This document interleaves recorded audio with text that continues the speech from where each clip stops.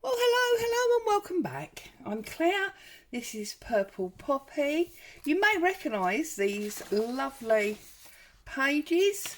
Today I'm working on my November design team project for the lovely Antonio over at Antonio Makes. Now I've got two different kits here. I've got the Christmas Monochrome. Obviously I'll put a link in the description, and I've got this, I think it's called Starry Night, the blue one, but I will definitely put a link in anyway.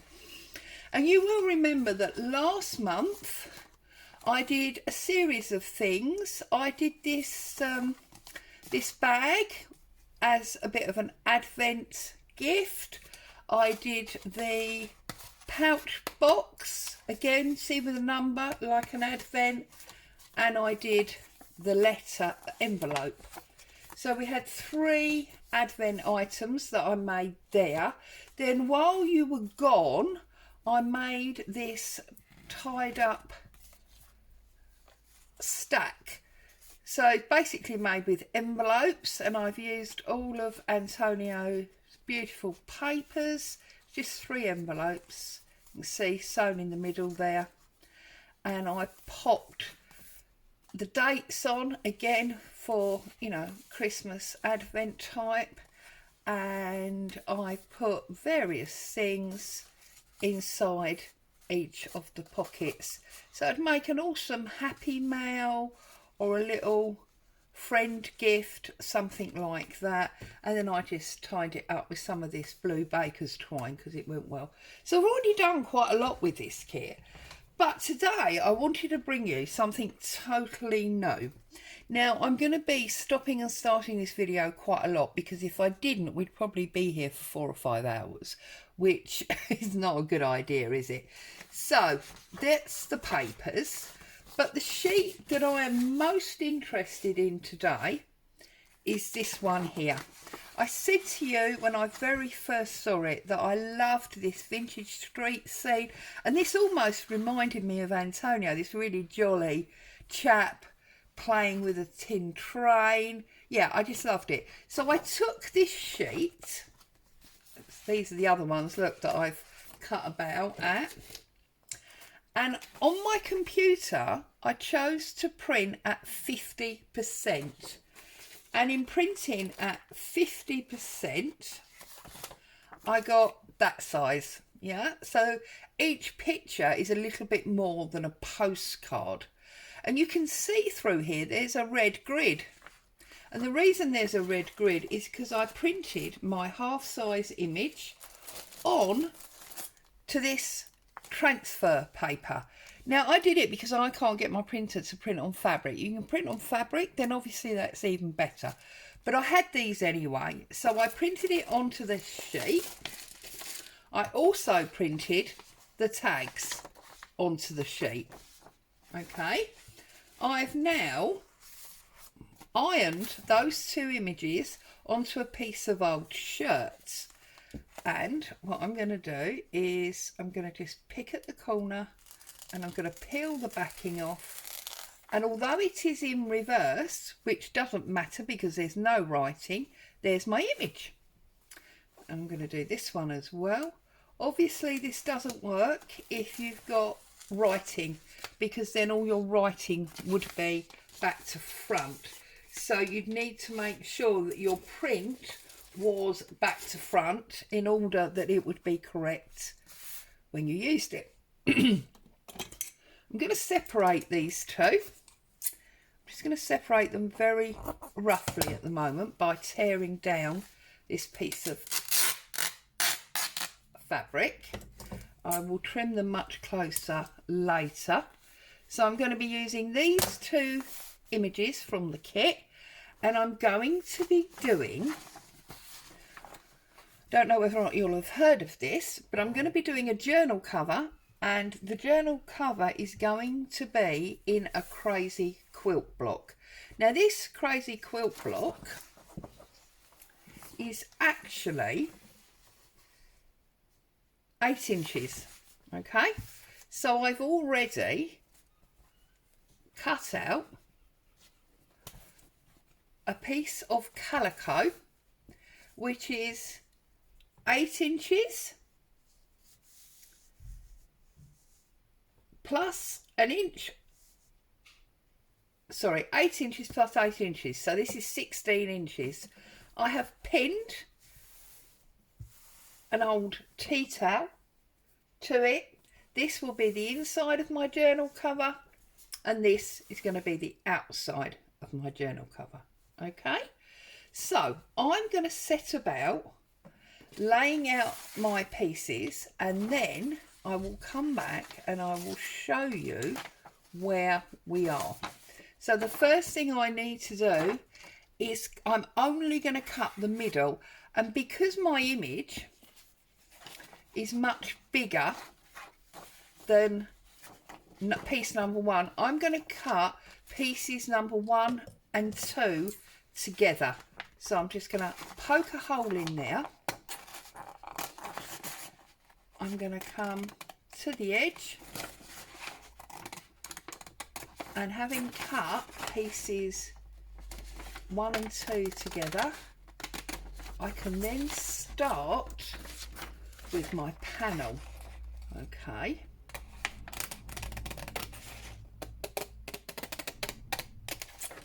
so I'm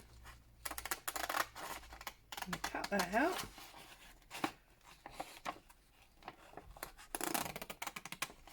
Now I'm going to do this on my sewing machine. Obviously you don't have to. You could stitch this by hand. If you don't like the idea of stitching, then there is absolutely, fabric, there is absolutely no reason you can't do this in paper, because you could take this paper and you can use the paper sheets, and we can decide that we're going to use that piece for the middle. We could then use the beautiful face as piece 6, and we can carry on through, and what other images have I got here now? The Starry Night could easily be piece 5, and you could do it with pieces of paper and just stitch them down. That would work very, very well. Okay, but I'm doing mine in fabric because I want to. So that will be cut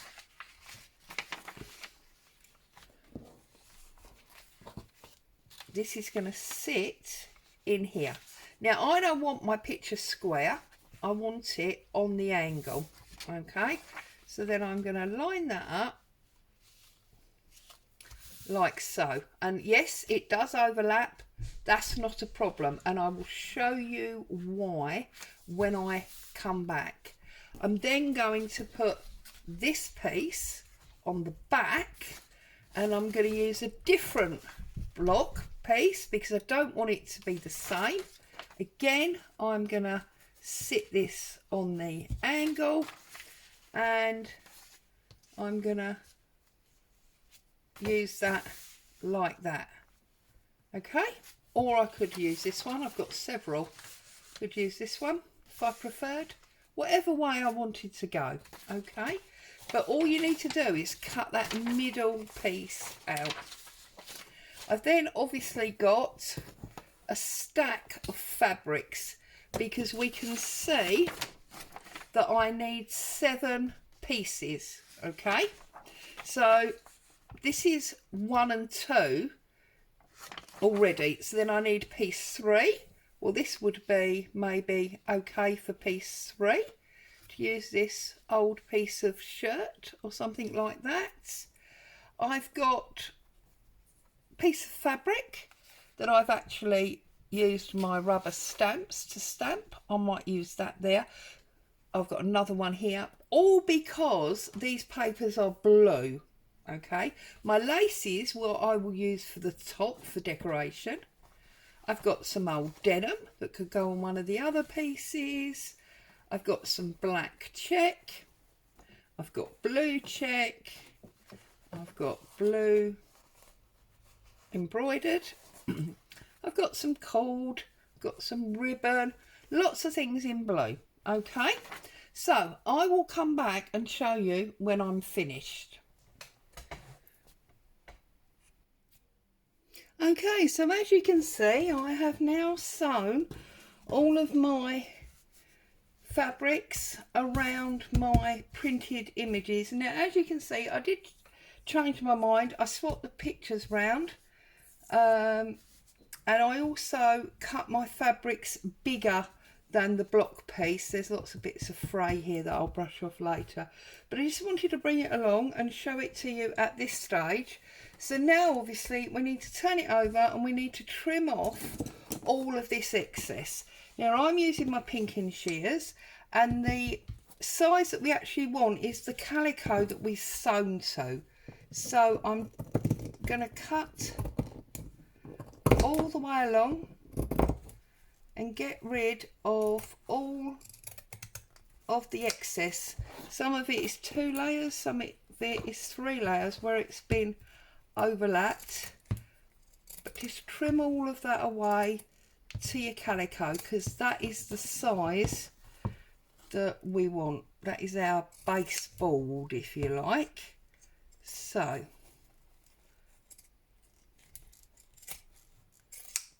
get rid of all those little bits and pieces.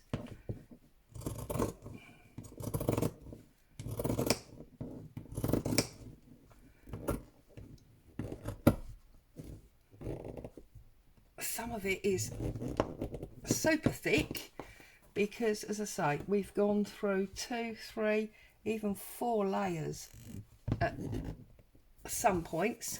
I'm not going to be able to cut that as one, so I'm going to have to cut them individually. So also it probably doesn't help there's a pin in there. That's probably why I couldn't get my scissors through, isn't it? It's probably nothing to do with the fabric. It's probably the pin. Oh yes, look, the pin. Haha. And just come along, size it all up, get rid of all your excess bits.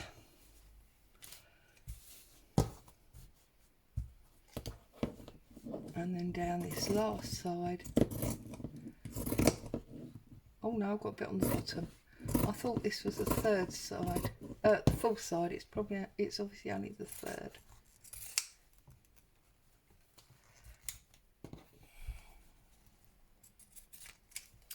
Right, so I've got rid of all of them. You can obviously do this with standard scissors, especially if you've decided to go for the paper option, or if you've got one, you can use one of those rotary wheels, or you can use a craft knife, whatever, really.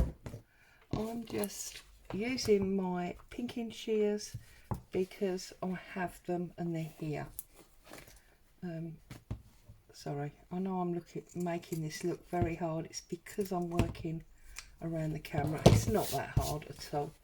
Okay, so we have now got all of our pieces on, and obviously we've got a spine line, yes, and that's why I've got this piece of beautiful ribbon, because my ribbon is going to be my spine. Obviously you can use whatever you would like to. I'm going to overhang it at the top and at the bottom so that I can turn it underneath. Okay, so get another couple of pins.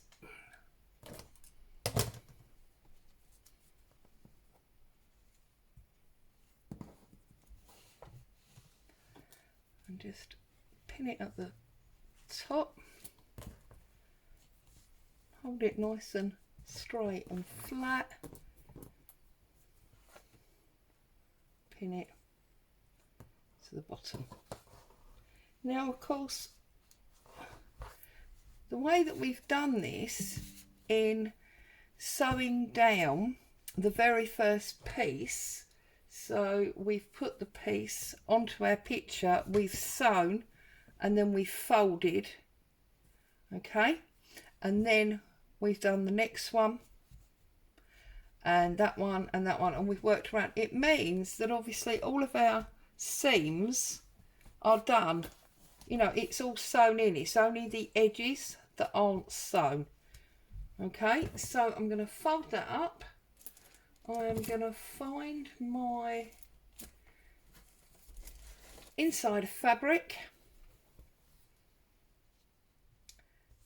and I'm going to position my inside fabric on top like so. And as you can see, what I've done here is I have taken the whole length or width, the whole width of the tablecloth, because that means these sides are already seamed for me.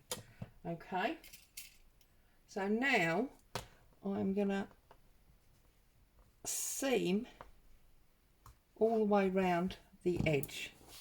Okay, but this time I'm going to do it on this side. Okay,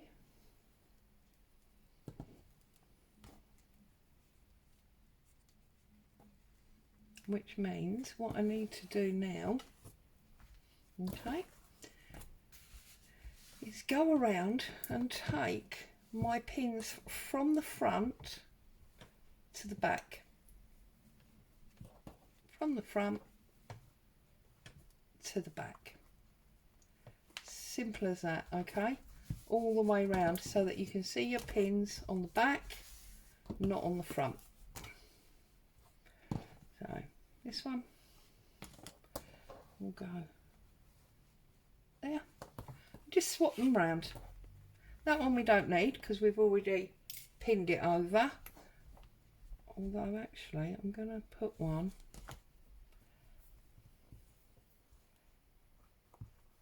probably down the side of that spine ribbon.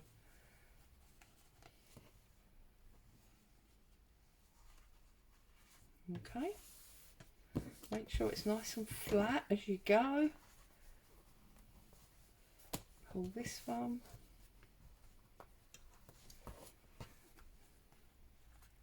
And whoops,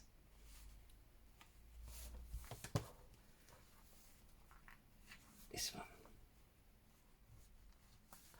like so, and then we've got one in this corner,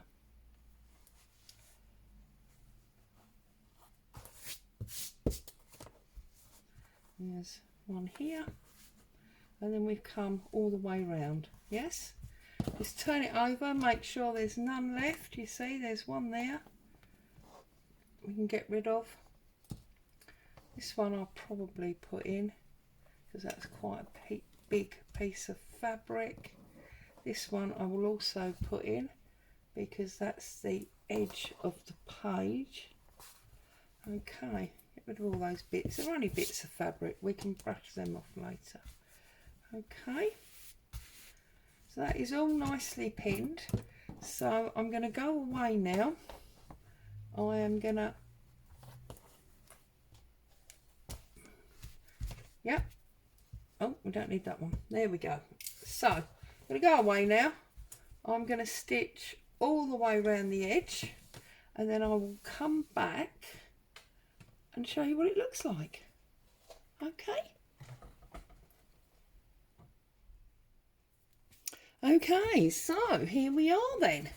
It's all sewn together. I've got 3 spine lines. I've got my ribbon on. Everything is on here. It's all beautifully tactile. And obviously all I would do now is I would go through and I would add journal pages. Once I've got my journal pages ready, I would simply sew the signature down that line. And then obviously you will have a stitch line, but we've got things like lace that we can put on to help hide our stitch line. You may choose to use some buttons in the middle of the flowers just to sort of bring them majorly to life, because although this is predominantly a Christmas kit, because this is Santa and this is, you know, Victorian shopping. I didn't want it to be over Christmassy, which is why I like the idea of the blue and the black. I've also got these stamped pieces I might choose to put there. You can put things like a yo-yo on there. You can go on and decorate it any way you choose. But ultimately, what I wanted to share with you today was that these beautiful paper kits, these beautiful digi kits, are not only about paper, they're also about fabric, if that's what takes your fancy. So as always, I'd like to say thank you so much for joining me today. Hope you found some joy and inspiration in this video. I'll see you again very soon.